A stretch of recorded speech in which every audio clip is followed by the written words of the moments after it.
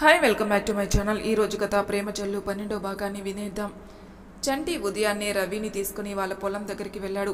ఏం అడగడానికి బావ ఇంత ఉదయాన్నే తీసుకొచ్చావు అని నవ్వుతూ అన్నాడు రవి. చంటి సీరియస్ టోన్తో బుజ్జికి ఇంత త్వరగా పెళ్లి చేయాల్సిన అవసరం ఏమొచ్చింది? అసలు నేను లేనప్పుడు ఇక్కడ ఏం జరిగిందిరా అన్నాడు. రవి, అలా ఎందుకు అనుకుంటున్నావు బావా? నువ్వు అనుకునే విధంగా ఏమీ జరగలేదురా అన్నాడు. ఇంత త్వరగా చేయడంతో నీకు అనుమానం వచ్చినట్టుంది. అంటే ఏమీ జరగలేదంటావు అంతేనా అన్నాడు అసహనంగా. ఎందుకు అంతలా బాధపడుతున్నావురా? నేను చెప్పింది నిజం. సరే, కృష్ణ వాళ్ళ సంబంధం ఎవరు తీసుకొచ్చారు? తనకు మనకు ఎక్కడా కూడా పరిచయం కాస్త కూడా లేదు కదా. ఏమో బావా, అది నాన్నకు తెలుసు. ఓ రోజు నాన్న మంచి సంబంధం వచ్చింది అని చెప్పారు.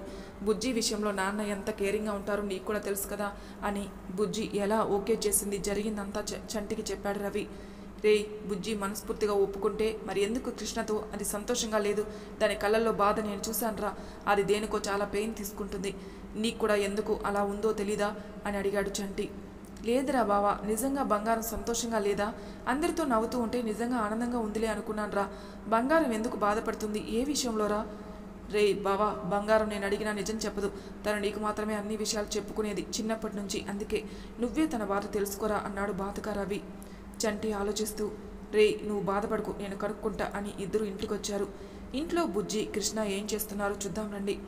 మార్నింగ్ మెలక వచ్చిన బుజ్జి కృష్ణ గుండెలపై తను ఉండడం చూసి రాత్రి జరిగింది గుర్తుకొచ్చి బాధగా కృష్ణను చూస్తూ, నా వల్ల నువ్వు బాధపడుతున్నావు, నేను చేసేది కరెక్టో కాదో తెలియట్లేదు అని బాధగా కృష్ణ నుదుటిపై అంటున్నట్టు ముద్దు పెట్టుకుని పైకి లేవబోయింది.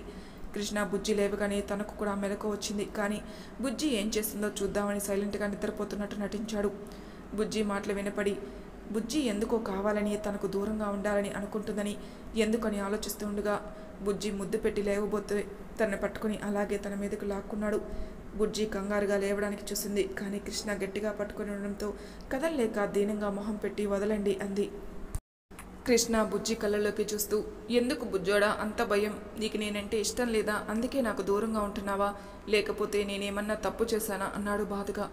బుజ్జికి కృష్ణ అలా అడుగుతుంటే ఇక తన వల్ల కాక అలాగే కృష్ణ మెడ చుట్టూ చేతులు వేసి గట్టిగా హత్తుకొని, నాకు మీరంటే ఇష్టం కాదు కాదు కృష్ణ, ప్రాణం అని అరిచి చెప్పాలని ఉంది. కానీ నీకు నా మనసులో మాట చెప్పలేను.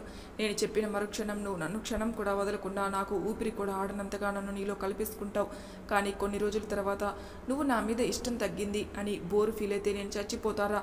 ఇది నా భ్రమ మాత్రమే కావచ్చు, కానీ నిజం అవ్వదని నమ్మకం లేదు కదా అని తనలోకి సంఘర్షణతో సతమతమవుతున్న టైంలో కృష్ణ బాధగా అన్న మాటలు గుర్తుకు వచ్చి ఎలాగో కృష్ణకి అర్థం చేసుకునేలా చెప్పి కొన్ని రోజులు ఆపచ్చు కదా అని కృష్ణ కళ్ళల్లోకి చూస్తూ కృష్ణ నుదుటిపై ముద్దు పెట్టుకుని, నాకు నువ్వంటే ఇష్టం లేదని నేను చెప్పానా అంది. కృష్ణ సంతోషంగా బుజ్జి ముద్దు పెట్టిన చోట తడుముతూ, అయితే నేనంటే ఇష్టమే కదా అన్నాడు.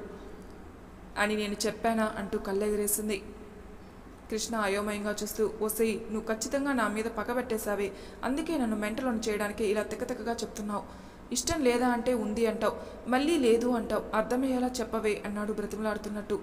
బుజ్జి నవ్వుతూ, నాకు కూడా కన్ఫ్యూజన్గానే ఉంది అంటూ బుక్కపై వేలు పెట్టుకుని ఆలోచిస్తున్నట్టు ఫోజు పెట్టి, ఈ కన్ఫ్యూజన్ పోవాలంటే మనం ఒక పని చేద్దాం. అదేంటంటే నువ్వు నేను కొన్ని రోజులు ఓన్లీ ఫ్రెండ్స్లా ఉందాం. కన్ఫ్యూజన్ పోయి ఒక క్లారిటీ వచ్చాక అప్పుడు చూద్దాం, ఏమంటారు అంది ఏదో పెద్ద కరోనాకి వ్యాక్సిన్ కనిపెట్టిన దానిలా ఫోర్స్ కొడుతూ. నీ తిక్కదానా, నువ్వు మొగుడిని దూరం పెడితే పాపం తగులుతుంది. హహహ, నేను అలాంటివి నమ్మను, నువ్వు కూడా నమ్మకు అంది. నీకు తెలివితేటలు ఎక్కువయ్యాయే, సరే దూరం ఉందు, కానీ ఇప్పుడు ఓ ముద్దివ్వు, తర్వాత ఆలోచిద్దాం అన్నాడు బుజ్జిని ఇంకా ముందుకు లాక్కుని. బుజ్జి కోపంగా, రేయ్ వదలరా, ఇంత గట్టిగా పట్టుకున్నావేంట్రా? నా ఎముకలు విరిగేలా ఉన్నాయి, వదులు అంది గింజుకుంటూ. కృష్ణ ఆశ్చర్యంగా, వస్తే మొగుడిని పట్టుకుని రారా పోరా అంటున్నావేంటే అన్నాడు. మరి నువ్వు మామూలుగా చెప్తే వింటున్నావా? వదులు ఫస్ట్ అంది. బుజ్జి గింజుకుంటుంటే నవ్వుతూ చూస్తూ ఉన్నాడు కృష్ణ. బుజ్జి ఇక తన వల్ల కాదని కృష్ణ మొహం మీద చిన్నగా గాలి ఊదింది. అంతే, కృష్ణ ఏదో ట్రాన్స్లోకి వెళ్ళిపోయాడు. తన చేతిని కాస్త వదులు చేయగానే బుజ్జి ఫాస్ట్గా కృష్ణ నుంచి విడిపించుకొని వాష్రూంలోకి పారిపోయింది. కృష్ణ నవ్వుతూ, బుజ్జి తనకు కొన్ని రోజులు దూరంగా ఉండాలని అనుకుంటుందని అర్థమై, నా బుజ్జి ఎలా కావాలంటే అలా ఉండాలి, ఉంచుతాను, దాని సంతోషమే నాకు కావాల్సింది అనుకుని లేచి బాల్కనీలో కూర్చున్నాడు. బుజ్జి స్నానం చేసి వచ్చి రూమ్లో చూసింది. కృష్ణ లేకపోవడంతో బయటికి వచ్చి ఫాస్ట్గా రెడీ అయిపోయింది. మళ్ళీ కృష్ణ వస్తే ఏం చేస్తాడోనని. కృష్ణ బాల్కనీలో కుర్చీలో కూర్చుని కళ్ళు మూసుకొని ఉండడం అద్దంలో నుంచి చూసి, ఏంటో ఇద్దరం ఎంతో హ్యాపీగా ఉండవలసిన టైంలో ఇలా బాధపడుతూ ఉండాల్సిన పరిస్థితి వచ్చింది. కానీ నేను కృష్ణ మనసు పూర్తిగా తెలుసుకోవాలి. తనకు నేనంటే ఎంత ఇష్టం ప్రేమ ఉన్నాయో నాది కేవలం భయం మాత్రమే అని నా కృష్ణ నన్ను ఎప్పటికీ ప్రేమిస్తూనే ఉంటాడని తెలిసిన మరుక్షణం నన్ను నా కృష్ణకి మనస్ఫూర్తిగా ఇచ్చేసుకుంటా. అప్పటి వరకు ఈ తిప్పలు తప్పవు అని నిట్టూర్చి కిందికి వెళ్ళింది కృష్ణ కోసం కాఫీ తేవడానికి. అప్పుడే చంటి రవి లోపలికి వచ్చారు. బుజ్జి నవ్వుతూ బావా కాఫీ ఇవ్వనా అంది. చంటి బుజ్జికి దండం పెట్టి వద్దమ్మా, నాకు ఇప్పుడే చావాలని లేదు. నాకు జీవితం మీద విరక్తి కలిగి చచ్చిపోవాలనిపించినప్పుడు నీ చేతి కాఫీ తాగుతాలే, ఇప్పుడు అంత సాహసం చేయలేను, నన్ను వదిలే తల్లి అన్నాడు వెటకారంగా. అప్పటికే గుర్రుగా చూస్తుంది చంటిని. ఆ మాటకు అప్పుడే కిందికి వస్తున్న కృష్ణ విని గట్టిగా నవ్వేశాడు. కృష్ణ నవ్వడంతో బుజ్జికి ఇంకా కోపం పెరిగిపోయింది. కోపంగా బావా నీ పని చెప్తా ఉండు అంటూ తన వెంట పడింది. ఇల్లు మొత్తం పరిగెత్తింది. చేతికి దొరికిన వస్తువుతో కొడుతుంది. చంటి వాటి నుంచి తప్పించుకుని ఇల్లంతా పరుగులు తీస్తాడు. కాసేపటికి ఇద్దరు అలసిపోయి సోఫాలో కూలబడ్డారు. చెరకు వాటర్ బాటిల్ ఇచ్చాడు కృష్ణ. తీసుకుని గటగట తాగేసి ఒకరినొకరు చూసుకుని నవ్వుకున్నారు. బుజ్జి నవ్వు చూస్తూ ఉన్నాడు కృష్ణ మైమరిచి. రవి చంటి పక్కన కూర్చుని బంగారం నాకు ఒక మాట ఇస్తావా, ఫ్యూచర్లో ఎప్పుడూ నువ్వు కాఫీ చేయకూడదు అని అన్నాడు సీరియస్గా. కృష్ణ ఇందాక చంటి అన్నాడు, ఇప్పుడు రవి కూడా కాఫీ చేయకూడదని అన్నాడు అని. ఏమైంది బుజ్జిని పర్టికులర్గా కాఫీ చేయొద్దంటున్నారే అని అడిగాడు అనుమానంగా. బుజ్జి ఇద్దరిని చెప్పారో చస్తారు అన్నట్లు చూస్తుంది. కృష్ణ బుజ్జిని చూస్తూ రవి చెప్పు, నువ్వు ఎవరు, ఏమి చేయలేరులే అన్నాడు. రవి బుజ్జి వైపు చూసి నాకేం సంబంధం లేదు, నేను చెప్పను అవి మెల్లగా లేచి వెళ్ళబోయాడు. రే బామర్ది, నువ్వు ఇప్పుడు చెప్పలేదనుకో నా చేతిలో నీ పని అవుట్ అంటాడు ఫోన్ చూపిస్తూ. రవి హిహిహిహి అని తింగర నవ్వు నవ్వి వెళ్ళి కృష్ణ పక్కన కూర్చొని మెల్లగా కృష్ణకి మాత్రమే వినపడేలా బావా నీకెలా తెలుసు అన్నాడు. కృష్ణ నవ్వుతూ అది ఎలా తెలిసిపోతూ ఉంటాయి కానీ మ్యాటర్ చెప్పు బామర్ది అన్నాడు. బుజ్జి వైపు చూసి మళ్ళీ కృష్ణ వైపు చూసి నవ్వుతూ జరిగింది చెప్తాడు. మీకు నేను చెప్తాను వినండి. బుజ్జి హాస్టల్ నుంచి వచ్చింది. రవి చంటి కబుర్లు చెప్పుకుంటుంటే కిచెన్లో నుండి సౌండ్ వస్తుంటే ఏంటా అని ఇద్దరు కిచెన్లోకి వెళ్ళి చూడగా అక్కడ బుజ్జి ఒళ్ళంతా పిండి పూసుకుని స్టవ్ మీద ఏదో చేస్తుంది. చేతిలో ఫోన్ పెట్టుకుని మరీ చేస్తుంది. ఏంటే దెయ్యం, ఏం చేస్తున్నావు కిచెన్లో, నీకేం పని అక్కడ అన్నాడు చంటి. బుజ్జి కోపంగా బావా నేనే వంట చేస్తున్నా కనపడలేదా అంది. నువ్వు వంట అని షాక్ అయి ఏయ్ ఇలాంటి షాక్లు ఇవ్వకే, హార్ట్ అటాక్ వచ్చేలా ఉంది అన్నాడు చంటి. బావా నా గురించి ఏమనుకున్నావు, నాకు ఏ పని రాదనే చూడన్నా బావా అంది బొంగమూతి పెట్టుకొని. రవి షాక్ నుంచి బయటికి వచ్చి బంగారం ఇప్పటికిప్పుడు నీకు వంట చేయాలని ఎందుకు అనిపించిందిరా అన్నాడు భయంగా. అన్నా నువ్వు కూడా పో నేను హట్ అంది అలిగి. మా బంగారానికి కోపం వచ్చిందిరా, సరే ఏం చేశావు అన్నాడు నవ్వుతూ. బుజ్జి ఎగురుకుంటూ కాఫీ చేశా, తాగి ఎలా ఉందో చెప్పండి అని ఇద్దరికి ఇచ్చింది. ఒక సిప్ చేశారు భయంగా, అంతే. ఇద్దరు ఒకేసారి పరిగెత్తుకుంటూ వెళ్ళి షింక్లో ఊసేసి వెనక్కి తిరిగారు.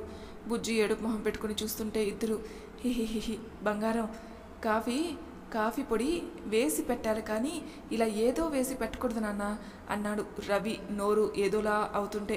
అది పోగొట్టుకోవడానికి తినడానికి ఉన్నాయో వెతుకుతూ. చంటి బుజ్జి నెత్తిన మొట్టి నీకు రాని పనులు ఎందుకు చేసి మా ప్రాణాలు తీస్తావే, ఇంకోసారి వంటింట్లో కనబెడితే కాలు విరగ్గొడతా పద అన్నాడు కోపంగా. బుజ్జికి ఏమర్థం కాలేదు. నేను కాఫీ పొడి కాదా వేసింది అని లోపలికి వెళ్ళి తను ఇందాక వేసిన బాటిల్ తీసి చూసింది. స్మెల్ చూసింది, అదో రకంగా ఉంది. ఏంటా అని చేతిలోకి వేసుకొని చూసింది. అప్పుడే పొలం నుండి వచ్చిన సుభద్రమ్మ బుజ్జి చేసింది. రవి చెప్పగానే ఆవిడ బుజ్జి చేతిలో ఉన్న బాటిల్ చూసి అయ్యో అది వేసావా, అది కాఫీ పొడి కాదే, మీ నాన్న నాకు కాలు నొప్పులు తగ్గడానికి ఏదో ఆయుర్వేదం పొడి తెచ్చిచ్చారే అది అంది.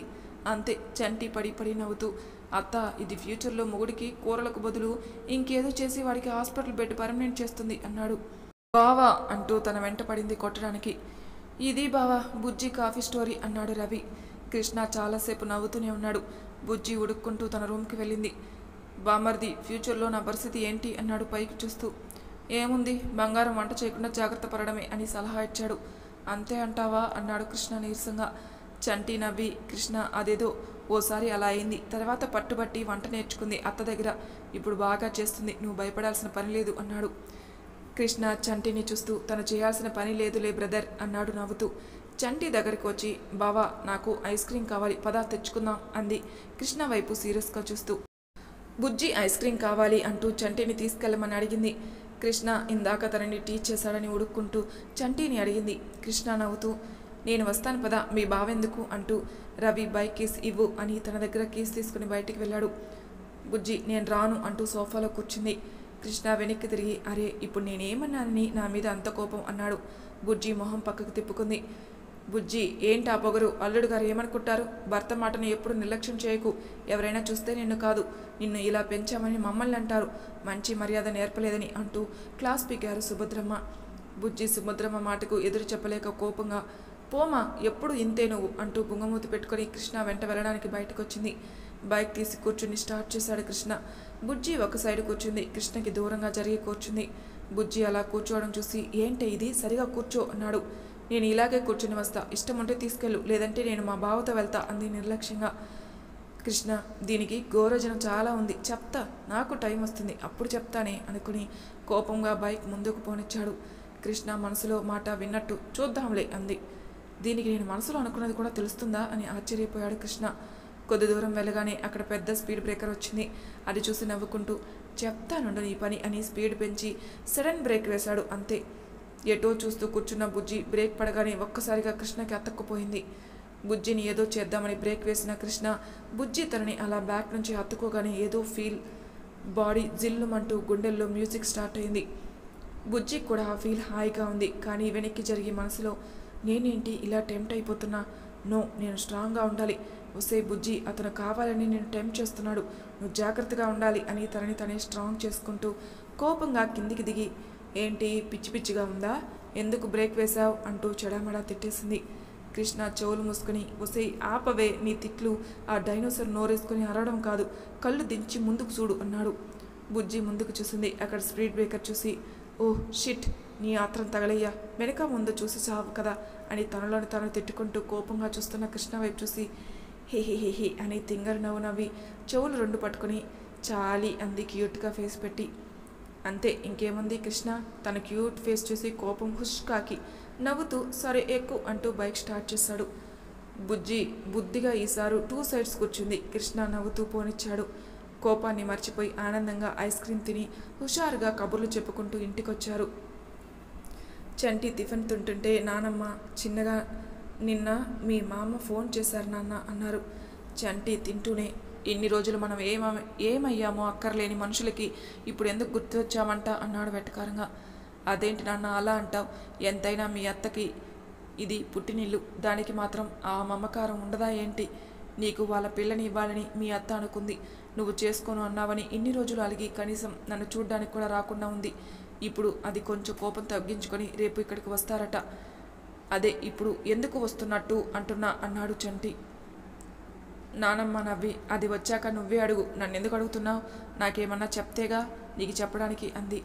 చంటి విసుగ్గా నానమ్మ వైపు చూసి వాళ్ళు మళ్ళీ పెళ్లి మాటలు ఎత్తితే బాగోదు, ముందే చెప్తున్నా నానమ్మ, మళ్ళీ నువ్వు బాధపడకూడదు. సరే అలా ఏం ఉండదులే, నువ్వు తిను అంది ఆలోచిస్తూ. ఆమెకు తెలుసు కూతురు ఇన్నాళ్ళకు వస్తుందంటే విషయం అదేనని, కానీ ఈసారి ఎలాగైనా చంటికి నచ్చ చెప్పాలని, తన మనవరాల్ని చంటికిచ్చి చేయాలని ఆవిడ కూడా అనుకుంటుంది. ఇన్ని రోజులు బుజ్జిని చంటికి చేసుకోవాలని చాలా ఆశపడింది. బుజ్జి అంటే ఆవిడికి చాలా ఇష్టం కాబట్టి సొంత మనవరాల్ని వద్దని బుజ్జిని చేయాలనుకుంది. ఆవిడ ఆశపై నీళ్లు జల్లి బుజ్జికి కృష్ణతో పెళ్లి జరిగిపోయింది. కాబట్టి ఇక పరాయి పిల్లని ఎందుకు చేయడం, మనవరాల్ని చంటికి ఇచ్చి చేస్తే మనదిగా ఉంటుంది, చివరి దశలో తనను చూసుకుంటుంది అని ఆవిడ ఆలోచన. కానీ చంటి వాలకం చూస్తుంటే తను అనుకున్నది జరిగేలా లేదని అనిపిస్తుంది. కానీ ఒకసారి ప్రయత్నించి చూద్దామని అనుకుంది. చంటికి చాలా ఇరిటేటింగ్గా అనిపిస్తుంటే భోజనం సగంలోని లేచి చెయ్యి కడగడానికి వెళ్ళబోతుంటే నాన్న అలా భోజనం మధ్యలో లేవకూడదురా అన్నారు కాస్త కోపంగా. చంటి ఏదో అనేలోపే బుజ్జి కనపడింది లోపలికి వస్తూ. చంటి సైలెంట్గా కూర్చున్నాడు. బుజ్జిరా తిందు అంటూ నానమ్మ బుజ్జి చేతిని పట్టుకుని కూర్చోబెట్టింది. బుజ్జి నవ్వుతూ నేను తినేసొచ్చానమ్మమ్మ, మీరు తినండి అంటూ చంటి వైపు చూసి ఏంటి బావా ఇందాక కోపంగా ఏదో అంటున్నావు అమ్మమ్మతో అంది. మరి తర్వాయి భాగంలో ఏం జరుగుతుందో నెక్స్ట్ ఎపిసోడ్లో తెలుసుకుందాం. అంతవరకు నా ఛానల్ని సబ్స్క్రైబ్ చేయని వాళ్ళు ప్లీజ్ సబ్స్క్రైబ్ చేసుకోండి, లైక్ చేసి షేర్ చేయండి, మీ అభిప్రాయాలు నాకు కామెంట్ రూపంలో తెలియజేయండి. Thank you for listening.